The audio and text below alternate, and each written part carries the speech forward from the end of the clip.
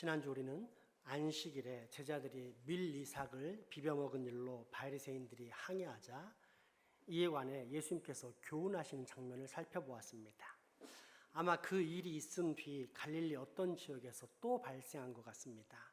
오늘 본문은 안식일에 관한 7번째 사건 중 4번째 경우인데, 안식일과 예수님, 안식일과 서기관과 바리새인, 안식일에 대해서 하나님께서 지키라고 하신 법에 대한 해석의 문제 등을 좀 더 알고 지나가야 하겠습니다. 우선 안식일과 예수님에 관해 안식일의 주인은 누구이신가라는 문제입니다. 당연히 예수님입니다. 예수님은 이 땅에 내려오신 하나님입니다. 그렇다면 모든 기준이자 의의 출발은 예수님일 수밖에 없습니다.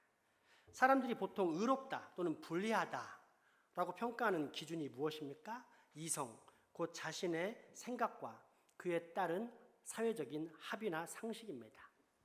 그렇다면 이러한 사회적 합의나 상식은 어디에서 출발하겠습니까? 다른 말로 하자면 옳고 그름에 관한 근원적인 기준은 무엇이겠습니까? 하나님입니다. 이 땅에 성육신하신 예수님의 인격과 사역을 믿으면 구원을 받지만, 그렇지 않다면 그는 영원한 사망 형벌의 지옥에 들어가게 될 것이다 라는 진리가 선포될 때 사람들은 그건 너무 편협하다, 불의하다, 세상에서 아무런 죄도 짓지 않고 평생 선행과 구제에 힘쓰며 사는 사람이 있는데 그가 단지 예수님을 믿지 않았다는 이유로 지옥에 간다고? 그런 말을 하는 기독교는 정말 편협하고 독선적이다. 그런 주장을 세상에 강조하고 강요하는 것은 바람직하지 않다, 불의하고 불합리한 일이다 라고 반박한다면 오히려 이 반박이 불합리합니다. 주인만이 기준을 만들 수 있고, 그러므로 모든 의와 불의에 대한 평가 역시 오직 주인만이 내릴 수 있기 때문입니다. 예를 들어 어떤 사람이 여러 마리의 반려견과 반려묘를 구해서 키우기 시작합니다. 이때 반려견들이 몰려다니면서 반려묘들을 괴롭혔을 뿐 아니라 심지어 한 마리를 물어 죽이는 일이 발생합니다. 안 되겠다 싶은 주인이 늑대 같은 반려견들을 집안에서 내쫓아 저 멀리 바깥 마당 우리 안에 모두 다 가두어 놓습니다. 그러자 온 반려견들이 밤마다 늑대처럼 울부짖으면서 항의합니다. 우리를 이렇게 취급하는 것은 부당한 일이다, 불의한 일이다. 우리도 저 고양이들과 똑같이 편안한 집에서 살게 해달라. 이 더위와 추위를 겪게 하지 않게 하라. 주인은 더 이상 이런 부당한 행위, 불의한 일을 행하지 말라. 정말 부당하고 불의합니까? 아닙니다. 그 집안에서의 의와 불의의 기준은 그 짐승들을 구해 키우기 시작한 주인에게서부터 비롯되기 때문입니다. 같은 피조물들임에도 불구하고 주종에 따라 이러한 법칙이 발생하는데, 하물며 피조물인 우리와 창조주인 하나님과의 관계는 어떠하겠습니까? 피조물인 우리가 창조주의 말씀과 행위에 대해서 의롭다, 불의하다 평가할 수 있겠습니까? 따라서 참된 의가 무엇인지, 우리가 생각하는 옳고 그름의 진짜 기준이 무엇인지 알아보고자 한다면 우리는 우리의 창조주, 나를 만드신 분 하나님께로 돌아가야 합니다. 그런데 그 하나님께서 이 땅에 내려오신 분이 성자 예수 그리스도입니다. 그렇다면 안식일의 주인, 곧 안식일에 해야 할 일과 하지 말아야 할 일을 정확하게 제시할 수 있는 분은 과연 누구이겠습니까? 둘째, 안식일과 서기관 그리고 바리새인들의 문제입니다.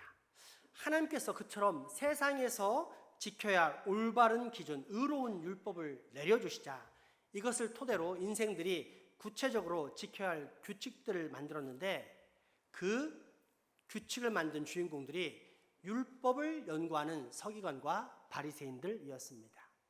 그래서 지난 시간 소개했듯이 이러한 학자들이 모인 대집회에서 해야 할 일과 하지 말아야 할 일에 관해 아보트, 부법을 만든 후에 이 법에 의거해 자세히 설명한 것, 곧 현실적으로 어떤 문제에 부닥쳤을 때, 그래서 법에 저촉될 때 이를 어떻게 처리할 것인가를 알게 하는 내용인 톨레도트, 자법을 만들게 되었는데, 이를 조상의 유전 또는 장로의 유전이라고 불렀습니다. 문제는 이 장로의 유전이라 불리는 율법주의 또는 전통주의입니다. 모든 율법의 창시자께서 이 땅에 오사 하나님의 말씀인 성경의 기초에 다시 하나님의 법을 정확히 가르쳐 주었지만 이미 자신들만의 전통과 유전에 눈이 멀어 더 이상 다른 것을 볼 수도 아니 보려 하지도 않았던 사람들이 바로 이 서기관과 바리새인들이었기 때문입니다. 사도 요한은 그처럼 성육신하신 예수님을 거부하고 자신의 좁은 생각과 전통을 고수하던 무지하고 반역스러운 백성들을 어둠이라고 표현하면서 요한복음을 시작합니다. 요한복음 1장 1절에서 5절까지의 말씀입니다. 태초에 말씀이 계시니라. 이 말씀이 하나님과 함께 계셨으니 이 말씀은 곧 하나님이시니라. 그가 태초에 하나님과 함께 계셨고 만물이 그로 말미암아 지은 바 되었으니 지은 것이 하나도 그가 없이는 된 것이 없느니라. 그 안에 생명이 있었으니 이 생명은 사람들의 빛이라. 빛이 어둠에 비치되 어둠이 깨닫지 못하더라. 아멘. 한마디로 사이비입니다. 사이비란 말을 국어사전에서 보면 겉으로는 비슷하나 본질은 완전히 다른 가짜라는 뜻을 지니고 있습니다. 서기관과 이 바리새인들은 하나님께서 주신 소중한 율법을 연구하고 지킨다는 동일한 겉모습을 가지고 있지만 모든 율법의 기준이자 근원이신 예수님을 거부하고 배격하는 것을 볼 때 그 본질은 자신의 욕망과 자신의 권위를 추구하는 자아 중심성으로 가득 찬 분명한 사이비였다는 뜻입니다. 실제로 그들이 만든 율법의 규칙들을 보십시오. 겉으로는 하나님의 율법을 준수케 하려는 의도였다지만 당시의 생활상을 고찰해 볼 때 오히려 많은 폐단들을 가지고 왔습니다. 그래서 심한 괴로움, 도저히 질 수 없는 짐을 백성들에게 지우고 효과 없는 일을 하게 했습니다. 그런 백성들을 자유케 하려고 예수님께서 오셔서 진리, 안식일 포함 모든 율법의 원래 의미와 본질을 가르쳐 주셨습니다. 그런데 이때 서기관과 바리새인들의 반응이 순종이었습니까? 거부였습니까? 때문에 그들은 같은 교회당이라는 건물에 있지만 실제 교회는 아닌 사이비였던 것입니다. 셋째, 오늘 우리가 더 초점을 맞춰야 할 안식일에 대해 하나님께서 지키라고 하신 법에 대한 해석의 문제를 살펴보겠습니다. 오늘 이야기는 마태복음 12장에도 있고 누가복음 6장에도 있습니다. 어느 안식일 회당 안에 한편 손 마른 사람이 있다고 되어 있는데 누가는 의사답게 세심히 살펴본 거로 손 마른 사람이 오른쪽이었다라고 구체적으로 기록해 놓고 있습니다. 이처럼 오른손 마른 사람이 회당에 있는 까닭에 유대인들은 예수님을 고소할 빌미를 찾으려고 예수님께서 안식일에도 그 사람을 고치는가, 일을 하는가 엿보고 있었습니다. 뿐만 아니라 마태복음 12장에 보면 예수님께서 안식일에 병 고치는 것이 옳습니까? 라고 물어보기까지 하는 장면이 나옵니다. 의도적으로 예수님을 안식일법 거부자라는 올무를 씌우려고 하는 것입니다. 이때 예수님께서 어떻게 하십니까? 손 마른 사람을 한가운데 서게 하십니다. 그리고 주변을 둘러보시면서 안식일에 선을 행하는 것과 악을 행하는 것, 그리고 생명을 구하는 것과 죽이는 것 중 어떤 것이 옳은지를 물으십니다. 그러나 어둠에 휩싸인 그들이 올바른 대답을 거부했고, 그래서 주님은 더 이상 설득하기를 포기하시고 대신 불쌍한 그 환자를 향해 얼른 네 손을 내밀어라 하시면서 고쳐주십니다. 그것이 오늘 본문 마가복음 3장 1절에서 6절 말씀입니다. 함께 읽겠습니다. 예수께서 다시 회당에 들어가시니 한쪽 손 마른 사람이 거기 있는지라. 사람들이 예수를 고발하여 하여 안식일에 그 사람을 고치시는가 주시하고 있거늘 예수께서 손 마른 사람에게 이르시되 한가운데에 일어서라 하시고 그들에게 이르시되 안식일에 선을 행하는 것과 악을 행하는 것, 생명을 구하는 것과 죽이는 것 어느 것이 옳으냐 하시니 그들이 잠잠하거늘 그들의 마음이 완악함을 탄식하사 노하심으로 그들을 둘러보시고 그 사람에게 이르시되 내 손을 내밀라 하시니 내밀매 그 손이 회복되었더라. 바리새인들이 나가서 곧 헤롯 당과 함께 어떻게 하여 예수를 죽일까 의논하니라. 아멘. 오늘날의 가치관이나 관점으로 생각하면 참 기가 막힌 일이라서 사람이 어떻게 되면 저렇게 꽉 막힌 생각을 할 수 있을까 하겠지만 그 사람들은 그렇게 하는 것이 가장 진실한 태도였습니다. 안식일을 기억하여 거룩히 지키라 했고 안식일에는 무슨 일이든지 노동을 하지 말라고 한 율법에 대한 그 사람들의 신실함이 그런 식으로 나타났을 뿐입니다. 현대에도 어느 보수적인 교단은 지금도 주일날 뭘 사 먹거나 음식점에 가서 돈을 지불하면서 음식을 먹지 않습니다. 그런 거로 이것은 하나님의 말씀에 충성하지 않으려고 한 것이 아니라 오히려 하나님의 명령대로 한번 살아보겠다는 굳은 의지였습니다. 문제는 올바른 연구입니다. 즉 아무리 동기가 좋았어도 율법의 참된 의미와 정신, 핵심과 본질을 깊이 연구하지 않았던 까닭에 그렇게 사이비가 되었던 것입니다. 따라서 결론은 하나님 나라의 사상입니다. 한두 군데 자기 마음에 맞는 성경의 문구들을 붙잡고 해석하는 지역적인 관점이 아닌 성경 전체에 흐르는 은혜와 진리, 사랑과 공의에 기초한 체계적이고 종합적인 관점, 곧 조직신학적인 관점을 통해 확인한 율법의 참된 의미가 표준이 되고 척도가 될 때 비로소 그릇된 사상은 떠나갑니다.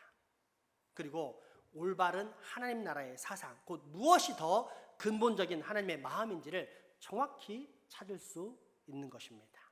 그런 관점으로 다시 안식일 율법으로 돌아가 보겠습니다. 오늘 본문과 같은 마태복음을 보면 안식일에 병 고치는 것이 옳은지에 대해 물어볼 때 예수님께서 너희 중에 어떤 사람이 양 한 마리가 있는데 구덩이에 빠졌으면 안식일이라고 해서 거기 방치하겠느냐? 라고 반문하시는 장면이 있습니다. 양이 구덩이에 빠졌을 때 죽든지 말든지 너는 고생해라. 우리는 안식일이니까 가만히 있어야겠다 하는 사람은 없습니다. 얼른 그 양을 꺼내올 것이고 또 이를 탓할 사람은 없습니다. 그렇게 예수님은 계속해서 사람이 양보다 얼마나 귀하냐. 그러므로 안식일에 선을 행하는 것이 옳으니라 라고 말씀하시면서 그를 고치십니다. 또한 누가복음에 보면 공생의 말기 베레아에서 18년 된 꼬부라져서 못 펴고 있는 여자를 고치신 사건이 있습니다. 이때 역시 예수님께서 짐승에 관한 이야기를 하십니다. 외식하는 자들아, 너희가 안식일에도 자기 소나 나귀를 마구에서 풀어 물을 먹이지 않느냐? 물을 먹여야 살기 때문에 안식일이라고 해도 물 먹이는 수고와 일을 한다. 그리고 공생의 말기 가까운 가장 마지막 7번째 안식일에 수종병 든 사람을 고치신 일이 있는데 이때도 짐승에 대한 말씀을 하십니다. 너희 중에 누가 아들이나 소가 물에 빠졌으면 안식일이라도 곧 끌어내지 않겠느냐? 예수님은 이런 비유들을 통해 짐승들의 소중함에 초점을 맞추신 것입니까? 아닙니다.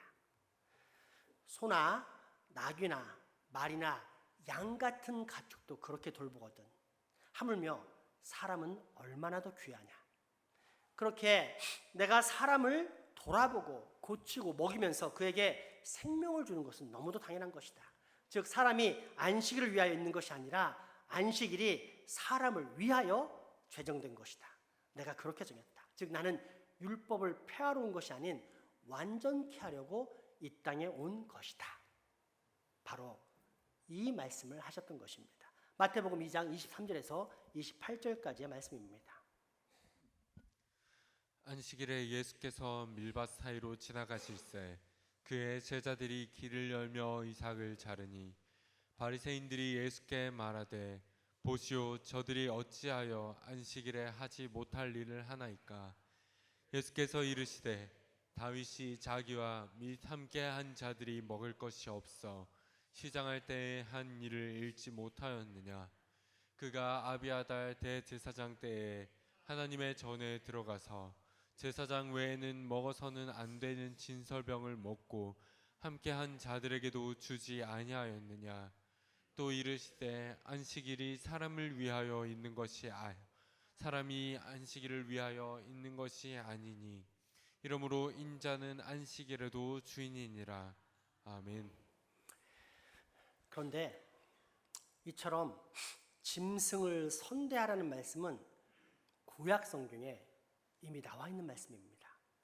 그러니까 예수님은 순간순간 튀어나온 기발한 아이디어나 재치로 설교를 하시는 분이 아닌 하나님 나라의 완전한 사상이라 할 수 있는 성경에 대한 종합적이고 체계적인 관점을 통해 율법의 참된 의미를 가르쳐 주신 분입니다. 그리고 이 율법의 핵심과 본질은 언제나 창조주 하나님의 자비와 긍휼, 곧 생명 존중과 보존이었습니다. 실제로 신명기 22장 1절에 4절을 보면 내 이웃의 소나 양이 길을 잃은 것을 보거든 못 본 채 하지 말고 반드시 끌어다가 그 이웃에게 데려다 줘라 라는 말씀이 나옵니다. 안 그러면 방황하다가 불쌍하게 굶어 죽거나 괴로운 일을 당할 수 있기에 보살펴 주라는 것입니다. 심지어 출애굽기 23장 4절 5절을 보면 네가 만약 네 원수의 길 잃은 소나 나귀를 만나거든 그냥 방치하지 말고 반드시 데려다 주어라 라는 말씀이 나옵니다. 그냥 방치하면 요즘 한우 한 마리의 시세가 700만 원 정도 하니까 내 원수에게 700만 원어치 손해를 입힐 수 있는 고소한 일이 발생합니다. 그런데 하나님께서는 왜 그런 원수의 길 잃은 소나 나귀까지도 반드시 주인에게 돌려주라고 하신 것입니까? 그 사람은 내 원수일지 몰라도 그 짐승들은 내 원수가 아니기 때문입니다. 그 짐승 역시 말 못하는 불쌍한 짐승까지도 하나님은 살아가신다는 걸 알려주기 위해서입니다. 만일 이렇게까지 온정이 미친다면 아까 예수님께서 사람은 양보다 얼마나 더 귀한 것이냐 하신 말씀대로 사람에게는 얼마나 더 따뜻한 온정이 미쳐야 하겠느냐라는 것이 결국 이 모든 것의 핵심이자 본질입니다. 이것이 위대한 가르침이고 하나님 나라의 백성다운 품성을 가질 우리의 기본 자세입니다. 세상 일, 곧 하나님께서 하나님의 형상을 따라 창조하신 사람뿐 아니라 그 외 이 세상 모든 만물과 만사에 대해서도 냉랭하게 본체만치 하는 것이 아닌 항상 따뜻함을 가지고 그 모두를 대해야 한다는 그런 말씀입니다. 때문에 사도 바울은 고린도전서 9장 9절에서 신명기 25장 4절에 곡식 떠는 소의 망을 씌우지 말지라는 말씀을 따다가 이렇게 가르쳐 줍니다. 어떻게 이것이 짐승만 걱정해서 그러시는 것이겠느냐? 결국 우리를 생각하고 그러신 것이 아니냐? 곡식을 밟아서 타작하고 있는 소가 타작을 하다가 배가 고프면 그 곡식을 먹도록 해야 할 것이냐 아니냐? 그래서 일을 하게 만들어야 할 것이 아니냐? 그래야 그 소가 일한 것 때문에 사람도 먹고 살면서 생활을 지탱할 수 있지 않겠느냐? 물론 이것은 말할 것도 없이 우리 사람에게 가장 우선적으로 적용되는 원칙입니다만 동시에 짐승에게까지도 적용되나니 짐승에게도 반드시 적용되어야만 하는 율법입니다. 즉 짐승이라 할지라도 생명이 있기에 무엇보다 그 생명이 하나님께로부터 온 것이기에 이 생명을 하찮게 여기지 말고 짐승에게까지라도 온정을 베풀어야 한다는 말씀입니다. 그래서 사람을 위하여 일하는 소가 배 골아가지 않으며 일하지 않고 마음껏 먹을 수 있도록 괴롭고 힘들지 않도록 타작할 때 그 입에 망을 씌우지 말라는 법을 제정하십니다. 실제로 이러한 온종의 법은 신명기 22장 10절에도 나오는데 너는 소와 나귀를 결의하여 갈지 말라는 말씀입니다. 현대 합리적인 관점으로는 그렇게 하는 게 뭐가 나쁘지?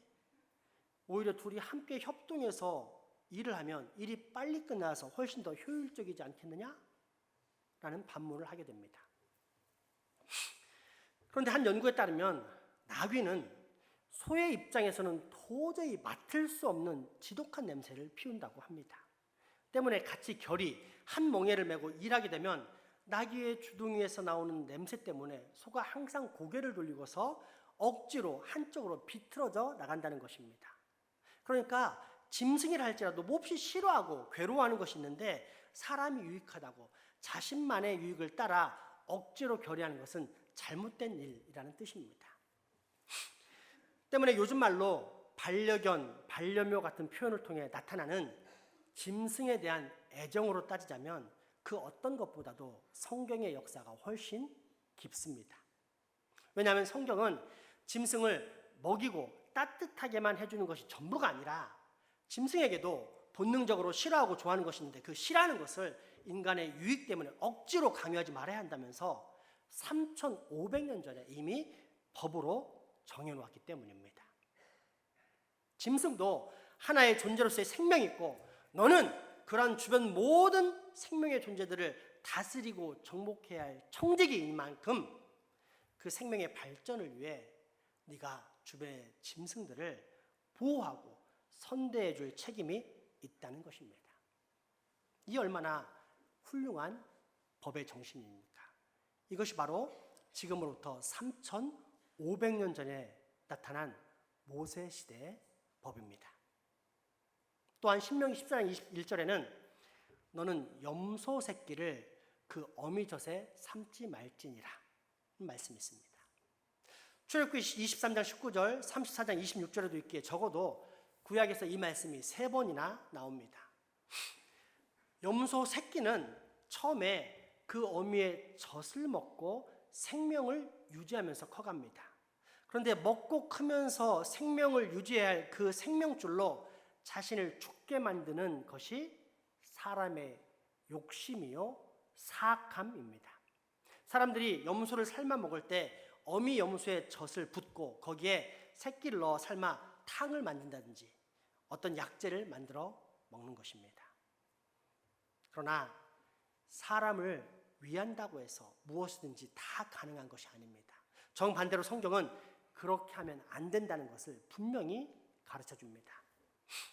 인간의 따뜻한 마음인 모정을 존중하는 심정이 있다면 아무리 미물일지라 할지라도 먹고 커야 할 그 생명의 젖이 오히려 자신에게 죽음의 저주가 되게 하는 그런 악한 일이 일어나게 해서는 안 된다.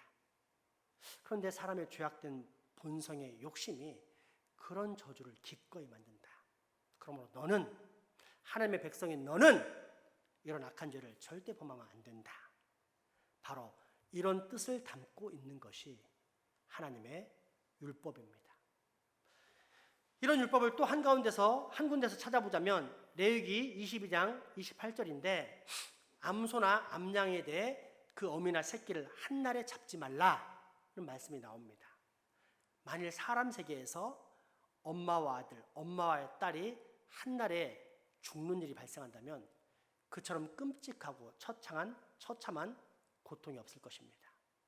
어떻게 대를 이을 사람 하나도 없이 한날에 저렇게 죽게 되는가? 라는 생각 때문입니다. 마찬가지입니다. 엄마의 자식은 시간적, 생명적으로 볼 때 대를 잇게 하는 소중한 관계인데 대를 이을 만한 기능을 한쪽으로라도 남기지 않고 어찌하여 다 같이 멸절시키는가? 하나님은 그들에게 생명을 주시고 또 보존할 수 있는 길을 늘 내시는 분인데 왜 너희는 한 번에 멸절시키면서 그 생명의 길을 무시하느냐? 그러므로 이런 짓을 하지 말라 라고 말씀하시는 것입니다. 왜입니까? 우리가 믿는 하나님은 자비와 긍휼, 곧 이 세상 모든 생명들에게 생명을 주시는 창조주이시자 동시에 유지케 하시는 보존주이시기 때문입니다. 그뿐이 아닙니다. 신명기 22장 6절에서 8절을 보면 길가를 지나다가 나무나 땅에서 새 보금자리를 만나 거기에 어미새가 그 새끼나 알을 품은 것을 맞닥뜨리면 어미는 반드시 놓아줄 것이요 새끼나 알은 취해도 된다는 말씀이 나옵니다.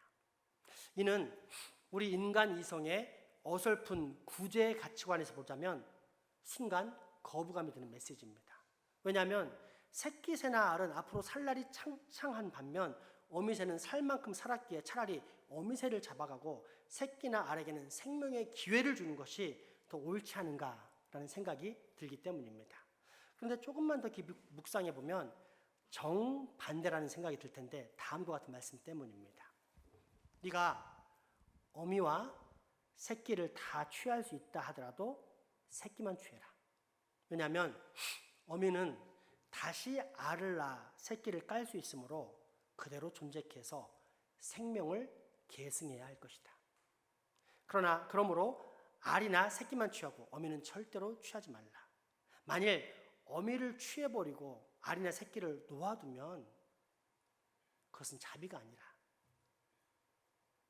저주다. 어미가 그 새끼를 품어야 사는데 어미를 취해버렸으니 결국 둘 다 죽으라는 말밖에 안 되는 것이다. 그러니까 절대로 그렇게 해서는 안 된다. 이처럼 생명을 소중히 여기는 정신, 이 온정, 측은지심, 불인지심이라는 것이 미물인 짐승에게까지 미쳐야 한다는 것입니다. 자기와 친근한 이웃의 가축뿐 아니라 원수의 가축을 넘어 심지어 길을 가다가 우연히 만난 어미새와 새끼를 볼지라도 그렇게 하라는 것입니다. 이것이 바로 성경이 말하는 율법의 참된 의미, 곧 율법의 핵심과 본질입니다. 그러니 안식일에 사람을 고쳤다고 예수님을 고소하는 서기관과 바리새인들이 율법의 참된 의미, 정상적인 율법의 핵심과 본질을 깊게 연구했다고 말할 수 있겠습니까? 그렇게 그들은 최선을 다해 하나님의 말씀을 연구했다고 했지만 결국 그 본질은 전혀 다른 사이비가 될 수밖에 없었던 것입니다. 왜냐? 우리 주 하나님께서 주신 율법의 핵심은 사람을 포함한 모든 만물을 향하신 하나님의 은혜와 진리, 사랑과 공의, 곧 자비와 긍휼의 정신이기 때문입니다. 구약성경 출애굽기 23장 4절에서 5절, 신명기 22장 6절에서 8절 말씀을 직접 확인해 보겠습니다. 내가 만일 내 원수의 길 잃은 소나 나귀를 보거든 반드시 그 사람에게로 돌릴지며 내가 만일 너를 미워하는 자의 나귀가 짐을 싣고 엎드러짐을 보거든 그것을 버려두지 말고 그것을 도와 그 짐을 부릴지니라. 길을 가다가 나무에나 땅에 있는 새 보금자리에 새 새끼나 알이 있고 어미새가 그의 새끼나 알을 푼 것 보거든 그 어미새와 새끼를 아울러 취하지 말고 어미는 반드시 놓아줄 것이요 새끼는 취하여도 되나니 그리하면 내가 복을 누리고 장수하리라. 내가 새 집을 지을 때 지붕에 난간을 만들어 사람이 떨어지지 않게 하라. 그 피가 내 집에 돌아갈까 하노라. 아멘. 이제 마지막으로 그러면 우리가 왜 안식일을 거룩히 지켜야 하는지 그 이유를 크게 세 가지로 말씀드리겠습니다. 첫째, 하나님께서 그날을 거룩히 삼으셨으니까 우리의 창조주이신 아버지 하나님의 명령을 존중하고 또 하나님을 높이는 뜻으로 우리는 이 안식일을 지킵니다. 마치 아버지의 명령을 소중히 여기며 그 음성에 순종하는 자식이 훌륭한 자식으로 인정받는 것처럼 말입니다. 둘째, 하나님과 교통하기 위해서입니다. 안식일은 하나님의 명령을 받은 우리가 하나님을 위해 특별히 구별하는 날입니다. 거룩하다라는 말은 하나님을 위해서 떼어놓았다, 구별해 놓았다는 표시입니다. 그러므로 안식일을 기억하여 거룩히 지키라는 말씀은 결국 하나님께서 정하신 그날 하나님 앞에 나아가 감사하고 경배하고 찬양하고 하나님을 높여야 한다는 것인데 이것은 또한 우리가 하나님과 거룩한 교통 또는 교제를 갖는 행위가 됩니다. 바로 이 교제를 위해서 우리는 반드시 안식일을 거룩히 지켜야 합니다. 셋째, 시간을 구별해드리기 위해서입니다. 현재 내가 살 수 있게 된 모든 조건은 다 하나님의 은혜입니다. 때문에 신학시대에 사는 우리는 그 은혜에 대한 감사를 표시하기 위해서 헌금을 합니다. 11조를 포함해 새로운 해를 맞이하게 해주신 것에 대한 신년 감사, 새로운 달을 맞게 해주신 것에 대한 월삭 감사, 매번 새로운 주일을 맞을 수 있게 해주신 것에 대한 주정 헌금, 그 외에 특별한 감사 제목이 생길 때마다 드리는 특별 감사 헌금까지 우리는 우리의 마음의 표시를 이렇게 헌금으로 표현합니다. 이 헌금이 구약 시대에는 제사였습니다. 자신에게 주신 바 많은 하나님의 복 가운데 어느 부분을 떼어서 내 자신을 위해서가 아닌 하나님의 나라를 위해 거룩히 쓰이도록 하나님 앞에 구별하여 드리는 것이 제물이었습니다. 물론 제물을 드리면 하나님이 그걸 취하시지 않습니다. 하나님께서는 제물 드린 그 사람의 마음을 흠양하시면서 바친 자들에게 복을 주시고, 이후 바쳐진 제물들에 대해서는 이스라엘 백성들의 영적 기반이라 할 수 있는 성전을 포함한 제사장 나라의 일들에 사용하게 하십니다. 우리가 헌금을 하지만 그 헌금이 날개를 달고 하늘나라로 올라가지 않고 이 땅에 세워진 하나님의 나라인 교회를 운영하는 데 사용되는 것이 바로 그러한 이유 때문입니다. 문제는 시간입니다. 내 재산 증식이나 자녀의 취업이나 직장의 승진 같은 것은 그로 인해 발생한 물질로 감사할 수 있겠지만 내게 주신 시간에 대해서는 어떻게 감사할 수 있겠느냐는 것입니다. 그래서 우리는 안식일을 지킵니다. 모든 날 중에 어느 하루인 안식일, 즉 하나님께서 거룩히 구별하신 그 날이 나에게 주신 모든 날들의 대표가 됩니다. 다시 말해 장차 언젠가 우리가 저 본향에 들어가 영원한 안식을 취할 것입니다. 그런데 이처럼 예수 그리스도를 통한 영생으로 말미암은 영원한 안식을 소유한 사람의 태도는 이 땅 위에서 하나님이 주신 안식을 표시하기 위해 자신의 모든 존재와 소유뿐 아니라 시간까지도 하나님의 것으로 인정하며 산다는 것입니다. 그래서 나에게 주신 모든 시간, 내 일생, 내 생명의 모든 창조와 보존은 오직 하나님의 은혜입니다. 그러므로 나는 아버지 하나님의 명령을 따라 이 날을 특별히 구분하여 아버지께 온전히 드립니다 하면서 안식일을 구별한다는 것입니다. 그러므로 안식일은 하나님 앞에서 시간을 구별하여 드리는 날입니다. 더 본질적으로는 우리가 드리는 것이 아니라 장차 누리게 될 저 영원한 안식과 평안을 이 땅에서 누릴 수 있도록 하나님께서 우리에게 생명 존중과 보존의 날로 주시는 시간입니다.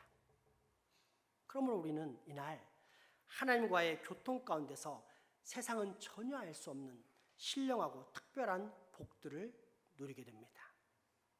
시간을 바치라 해서 나의 유한한 시간을 드렸더니 하나님께서 영원이라는 무한한 시간과 더불어 영생이라는 질적으로 완전히 새로운 특별한 생명까지 주시는 사건을 경험하는 최고의 복된 날, 바로 이 날이 우리가 지키는 오늘 안식일인 것입니다. 따라서 안식일에 무엇을 하지 말라, 어떤 것을 하지 말라 하는 것은 세상 일로 마음을 너무 번뇌케 하지 말라는 뜻입니다. 그리고 하나님께 그 모든 복잡한 일들을 맡김으로써 하나님께서 주시는 마음의 평안을 얻어가지고 살라는 것이지 결코 율법에 기록된 어떤 일을 하지 않는 것 자체가 목적이 아니라는 것입니다. 그러므로 결국 안식일은 하나님과의 긴밀한 교통과 은혜 가운데 거하는 날입니다. 우리가 하나님 앞에서 찬송하고 기도하고 예배를 드리면 하나님께서는 오냐, 내가 너에게서 이것들을 다 흠양한다, 이제는 내가 너에게 복을 내려주마 해서 성령님의 역사하심으로 하나님의 말씀과 예수 그리스도가 우리 안에 더 충만케 되는 것입니다.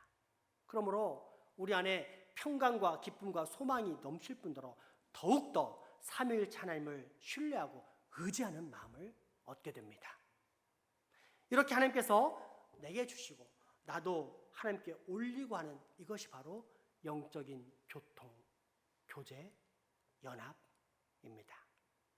그리고 이러한 안식일의 교통 가운데 받은 새로운 힘과 능력으로 우리가 다시 저 세상으로 나가 하나님께서 맡겨주신 일들을 힘차게 그리고 아주 넉넉히 감당해 나가는 것입니다. 그러므로 여러분, 안식일을 기억하여 거룩히 지키시기 바랍니다. 그것이 바로 여러분이 살 길이요, 또한 여러분이 참된 복을 받을 수 있는 최고의 거룩한 길입니다. 하나님께서 주신 율법 10계명 제4계명을 다시 한번 정확히 확인해 보겠습니다. 제4는 안식일을 기억하여 거룩하게 지키라. 엿새 동안은 힘써 내 모든 일을 행할 것이나 일곱째 날은 내 하나님 여호와의 안식일인즉 너나 내 아들이나 내 딸이나 내 남종이나 내 여종이나 내 가축이나 내 문 안에 머무는 객이라도 아무 일도 하지 말라. 이는 엿새 동안에 나 여호와가 하늘과 땅과 바다와 그 가운데 모든 것을 만들고 일곱째 날에 쉬었음이라. 그러므로 나 여호와가 안식일을 복되게 하여 그 날을 거룩하게 하였느니라. 아멘. 이제 마지막으로 현대적인 적용을 함으로써 이 말씀을 마치도록 하겠습니다. 안식일 날 와서 비난과 비방을 일삼으면서 저 장로는, 저 안수집사는, 저 권사는 그 직분을 맡고도 왜 이렇게 안 하지? 라고 판단과 정죄를 일삼는 사람은 사입입니다. 그 사람의 말은 들으면 안 됩니다. 가짜입니다. 안식일을 거룩히 지키라. 여기에는 하나님의 율법의 참된 의미, 긍휼과 자비로 못 지키는 사람을 불쌍히 여기며 그를 위해 도구하는 것, 그게 진짜 안식일을 지키는 것입니다. 그럼 여러분, 안식일을 종교생활의 하늘을 지키는 사이비가 되지 말고 진짜 안식일을 안식일답게 지키는 거룩한 주의 백성들이 되십시오. 그게 여러분이 안식일을 지키는 법입니다. 기도합시다. 은혜와 진리의 하나님 아버지, 오늘도 우리에게 생명의 말씀을 주셔서 감사합니다. 쉴 새 없이 몰아치는 이 죄악의 파도 속에서 수고한 우리에게 하늘의 평강과 안식을 주시기 위해 우리에게 안식일을 허락하신 하나님 아버지의 자비와 긍휼을 생각할 때 그저 감사와 찬양, 경배와 영광만 올려드릴 뿐입니다.